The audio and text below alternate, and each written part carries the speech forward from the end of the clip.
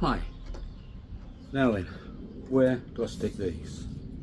The operator ID, and now that it's required by law when flying at night, the flashing green light. If you go online, you'll get a lot of different opinions. The truth is, there's no exact rule on placement. Your operator ID just needs to be secure and readable. This one is self-adhesive thanks to Mark at Safe Drones in Chichester. He kindly sorted it for me. Somebody asked me the other day about fitting the ND filters. It's not that difficult really. Just take the filter. I normally clip it on in the top first and then just push the bottom into place. Try not to get your fingerprints on it. If you do, just give it a little wipe.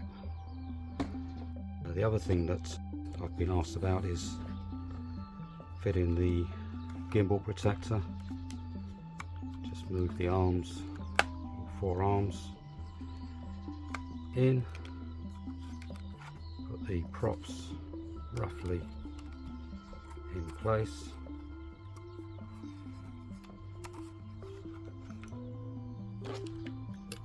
Take the gimbal, make sure this strap is not in the way, put it in place and clip it in. If these props are out, just tuck them in place, and then same with the top, just clip it over. Okay, so getting back to the flashing green light, the code does not state exactly where that light has got to be. A lot of people will say, oh, it's got to be on the top because the aircraft got to see it. Okay, other people will say it's got to be on the bottom because the people on the ground have got to see it, whereas the code doesn't actually state.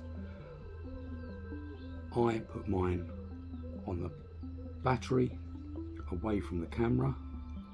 I use a Velcro strip on the battery and another one on the light, and then just push it into place. As you can see here, I've got Velcro strips already on the other 2 spare batteries.